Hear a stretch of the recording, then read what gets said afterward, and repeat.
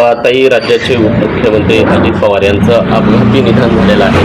काय आहेत आपल्या आठवणी? विश्वास बसत नाही आहे की अजितदादा, महाराष्ट्राचे दादा हे आपल्यातून निघून गेले. जेव्हा सकाळी न्यूज आली की प्लेन क्रॅश झाला तेव्हा मनात सगळ्यांनी प्रार्थना केली की त्या प्लेनमध्ये अजितदादा नसावे किंवा उपचारासाठी हॉस्पिटलमध्ये.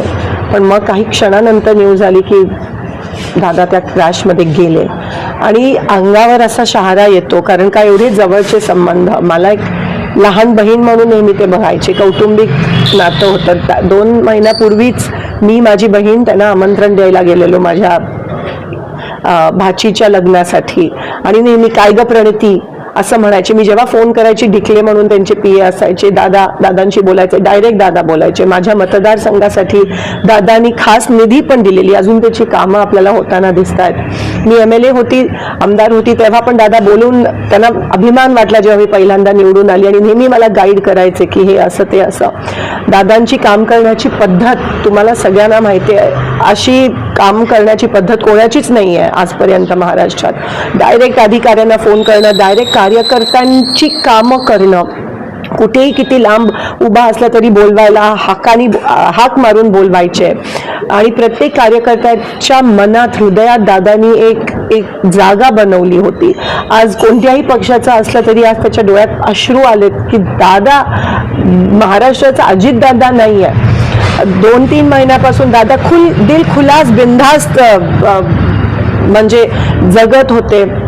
जिल्हा परिषद इलेक्शन्स आहेत, दादा एक वेळेसाठी खूप पर्टिक्युलर होते. जर 9ला मीटिंग असायची तर 9ला 10 मिनिटं असताना ते तिथे उपस्थित असायचे आणि सारखं एकदम हेक्टिक लाईफस्टाईल.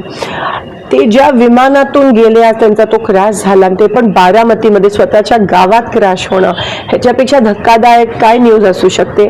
ते विमान, त्याच विमानातून ते सोलापूरला अनेकदा आले. ते त्यांचं नेहमीचं सॉलिड विमान होतं VSR. विमान क्रॅश होणं हे खूप शॉकिंग आहे. चॉपर तरी मी समजू शकते, पण विमान लँडिंगच्या वेळेस क्रॅश होणं नेमकं काय झालं हे कोणालाच माहीत नाही आहे आणि दादा आज आपल्यात नाही आहेत. कुठेतरी आपण पाहतोय की तुम्ही त्यांच्यासोबत मंत्रिमंडळात पण काम केलेलं आहे आमदार म्हणून.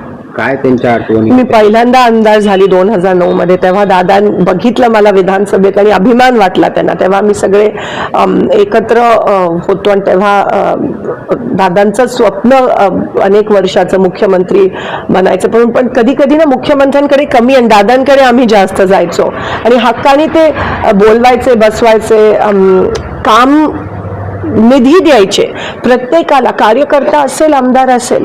आणि दादांची काम करण्याची पद्धत मला माहिती आहे. बोरामणी एअरपोर्टसाठी जेव्हा मी त्यांच्याकडे सकाळीची वेळ दिलेली, आज फोन केला तर म्हणायचे उद्या ये तू, आपण करूयात.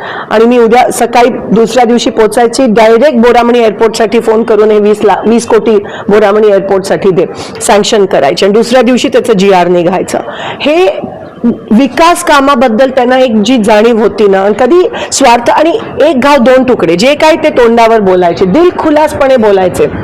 एकाला जर एकाचं काम करायचं असेल, कोणत्याही पक्षात असते तर ते दादा काम करायचे आणि ह्याच्यामुळे त्यांच्यावर टीका पण अनेकदा पण झाली. पण दादांना त्याची पर्वा नसायची.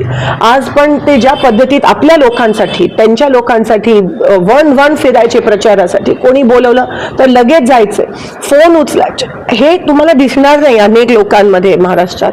आणि म्हणून आज एक खूप मोठी पोकळी निर्माण झाली आहे, कारण का दादा गेले. विश्वास होत नाही आहे. आता पण